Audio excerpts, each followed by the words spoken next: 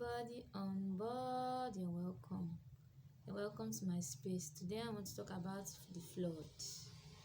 That's what is going on in Nigeria. And this flood, you'll agree with me, is not good news.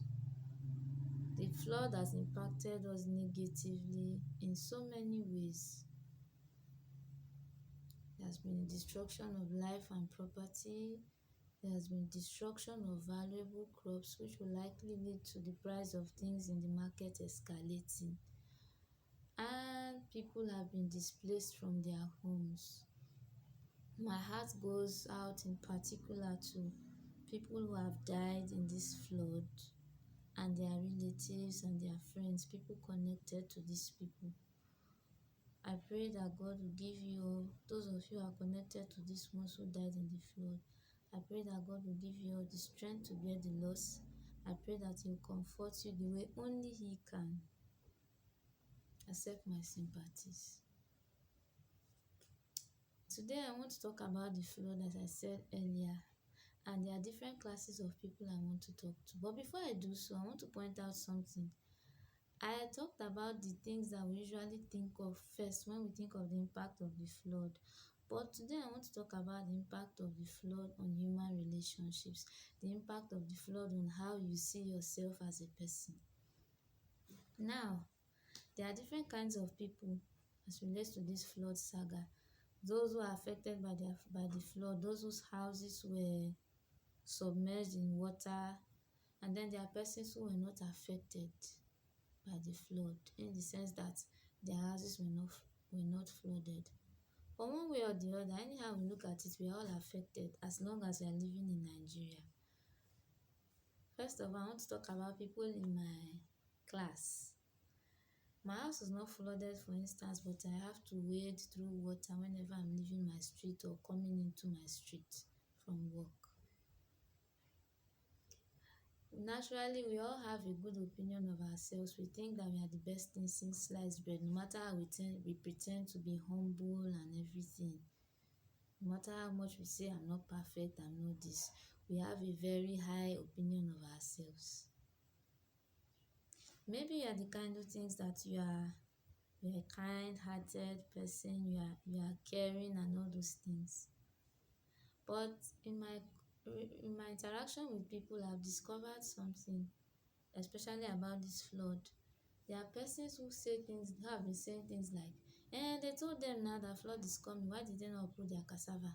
I tell am make e no build im property for dat place, e go build am now, see wahala. What happens? Some of these people begin to gloat. The flood has brought out that unfortunate part of our character that gloats in the face of other people's misfortune. No matter how we mock, a lot of us mock, we are not happy about people who laughing at other people in the face of misfortune is bad. We all agree with me. But some of us, one way or the other, have indulged in that during this period of the flood. Do you now see you're not as kind-hearted or whatever as you think you are? So be humble. Then there's a second class of people I want to look at. I want to talk about the people who are displaced, who are currently in other people's houses or in some other temporary establishment. People are direct victims of this flood. You've probably lost a lot of things, and now you are living somewhere and with somebody. I sympathize with you from the bottom of my heart. However, this flood may reveal to you an ugly side of your character, which is entitlement. It's something that I've seen is very much in this part of the world, in Africa. We feel like we have a right to other people's kindness, especially if they are relatives or they are family members. Now you are staying in somebody's house, and right now, of course, it's not going to be very comfortable for you, because the truth of the matter is there's no place like home. And because it's not your home, there are certain things you will not be able to do. There's a way you want to feed, you will not be able to feed. And you may find yourself grumbling at certain times. See the kind food wey you give me sef, which kind thing be this one, which kind thing be this one? Or why all this restriction, why I no fit do this, why I no fit do that? Forgetting that, first of all, they don't owe you a stay in their house. Those people who are housing you right now, relatives or not, had a right to say, no, we cannot keep you here. We don't have the resources for one reason or the other. But they chose to have you in their house. They chose to be kind to you.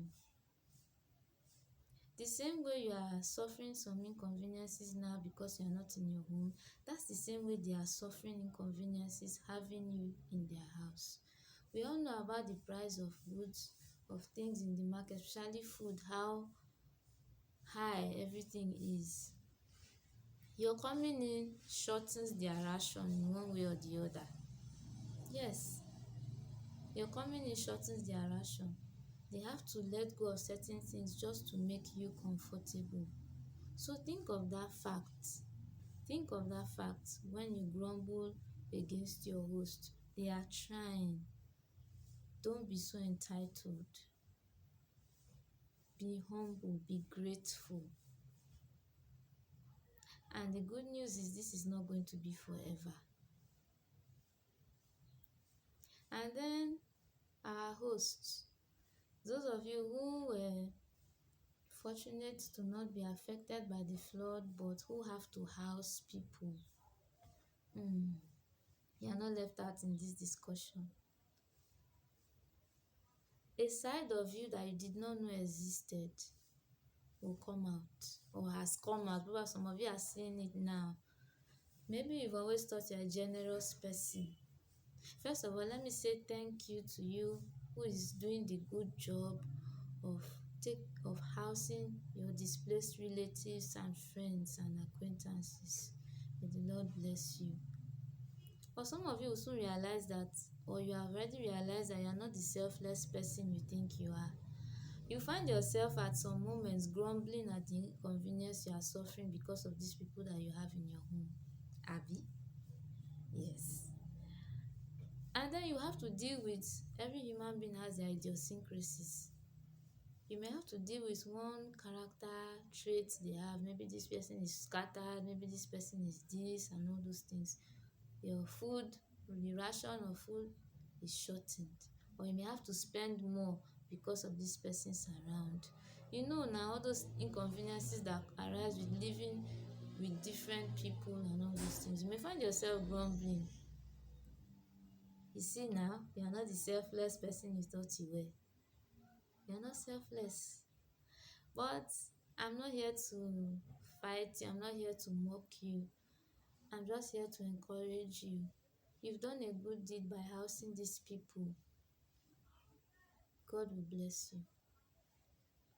And you may not be displaced, but in one way or the other, you at one time in your life or the other, you are going to need the help of somebody. And you'll be glad to have people who will help you, even though they are inconvenienced. Yes. And another good thing is this thing is not forever. They will not be in your house. So I beg, just put up with them. Just continue the good work you are doing. Just go on. So everybody, you see, we all affected one way or the other. This flood exposes an ugly side of us that we did not know existed or we refuse to acknowledge. So how are you coping with the flood? What has it shown you about yourself? Please, please, please, please, please, I'll be grateful to have your comments in the comment section.